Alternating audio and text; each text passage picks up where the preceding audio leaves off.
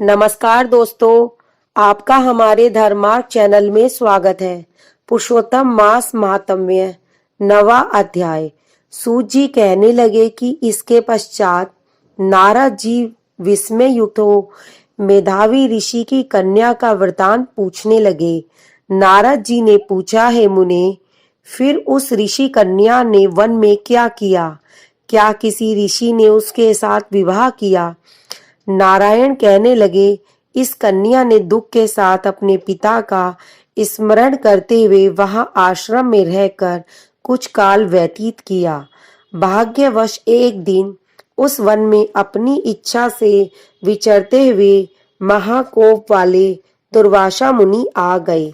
दुर्वासा मुनि को आता देखकर शोक सागर में डूबी हुई उस कुमारी ने उठकर धीरज धारण करके मुनि के चरणों में नमस्कार किया। नमस्कार करके मुनि को अपने आश्रम में लाई। अर्घ्य पाद्य और वन के नाना प्रकार के फलों से आदर करके मुनि का पूजन किया। फिर मुनि कन्या आदर से कहने लगी, है मुने, आपको नमस्कार है। मुझे दुर्भागिनी के आश्रम में आपका कैसे आना हुआ?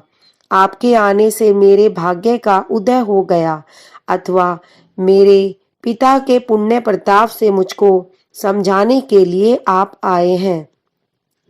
आप जैसे महात्माओं के तीर्थ रूपी पांवों के रजकण को स्पर्श कर मेरा जन्म सफल हो गया।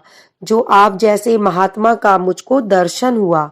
इस प्रकार कहकर वह बाला उनके आगे चुपचाप बैठ गई। तब दुर्वासा मुनि कुछ हंसकर बोले, धन्य है ब्राह्मण पुत्री, तुमने अपने पिता के कुल का उद्धार कर दिया। कन्या बोली, है ऋषि, आपके दर्शन मात्र से ही मेरा शोक समुद्र सूख गया। हे मुने, आप जो यहाँ आए इसका परिणाम अच्छा ही होगा और मैं उत्पन्न हुई माँ अग्नि की ज्वाला से जल रही हूँ। इस अग्नि को शीघ्र बुझाओ। मेरे हर्ष उपजाने वाला और कोई नहीं दिखलाई देता। मुझको धैर्य देने वाली न तो मेरी माता है, न पिता, न भाई। मैं दुख पीड़ित किस प्रकार जीवन निर्वाह करूं?